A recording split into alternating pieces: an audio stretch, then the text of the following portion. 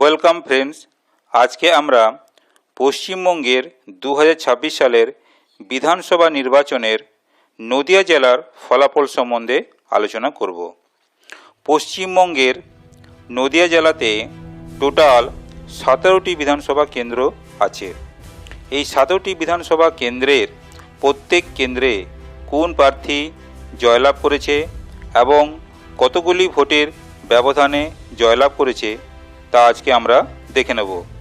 যেমন 77 করিমপুর বিধানসভা কেন্দ্রে জয়লাভ করেছে বিজেপি প্রার্থী সমরেন্দ্রনাথ ঘোষ, তার নিকটতম প্রতিদ্বন্দ্বী টিএমসি প্রার্থী সোহম চক্রবর্তী।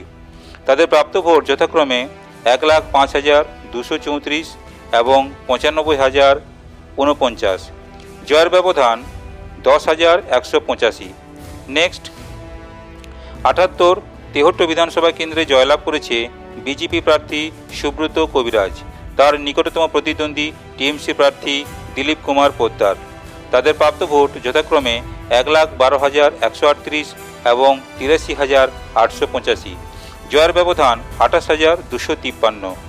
নেক্সট 79 পলাশীপাড়া বিধানসভা কেন্দ্রে জয়লাভ করেছে টিএমসি প্রার্থী রুকবানুর রহমান, তার নিকটতম প্রতিদ্বন্দ্বী বিজেপি প্রার্থী অনিমা দত্ত।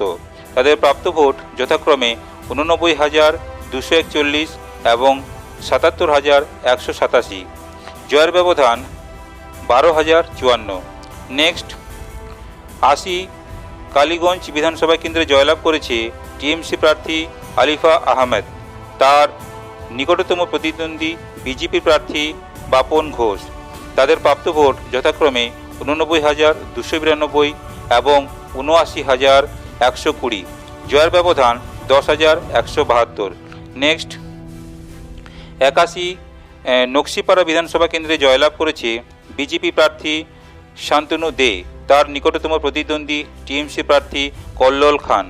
তাদের প্রাপ্ত ভোট যথাক্রমে 1,06,000 এবং 83,273। জয়ের ব্যবধান 17,327। নেক্সট 82 চাপড়া বিধানসভা কেন্দ্রে জয়লাভ করেছে টিএমসি প্রার্থী জেবের শেখ, তার নিকটতম প্রতিদ্বন্দ্বী বিজেপি প্রার্থী সৈকত সরকার। তাদের প্রাপ্ত ভোট যথাক্রমে 97,085 এবং 66,305। জয়ের ব্যবধান 30,780।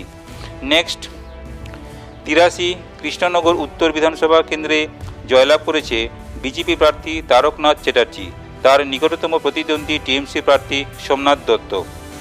তাদের প্রাপ্ত ভোট যথাক্রমে 1,33,211 এবং 54,850। জয়ের ব্যবধান 78,361। নেক্সট 84 নবদ্বীপ বিধানসভা কেন্দ্রে জয়লাভ করেছে বিজেপি প্রার্থী শ্রুতিশেখর গোস্বামী, তার নিকটতম প্রতিদ্বন্দ্বী টিএমসি প্রার্থী পুণ্ডরীকস্য সাহা। তাদের প্রাপ্ত ভোট যথাক্রমে 1,08,631 এবং 87,187। জয়ের ব্যবধান 21,444। নেক্সট 85 কৃষ্ণনগর দক্ষিণ বিধানসভা কেন্দ্রে জয়লাভ করেছে বিজেপি প্রার্থী সাধন ঘোষ, তার নিকটতম প্রতিদ্বন্দ্বী টিএমসি প্রার্থী উজ্জ্বল বিশ্বাস। তাদের প্রাপ্ত ভোট যথাক্রমে 1,02,862 এবং 75,061।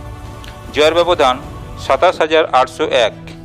নেক্সট 86 শান্তিপুর বিধানসভা কেন্দ্রে জয়লাভ করেছে বিজেপি প্রার্থী স্বপন কুমার দাস, তার নিকটতম প্রতিদ্বন্দ্বী টিএমসি প্রার্থী ব্রজকিশোর গোস্বামী।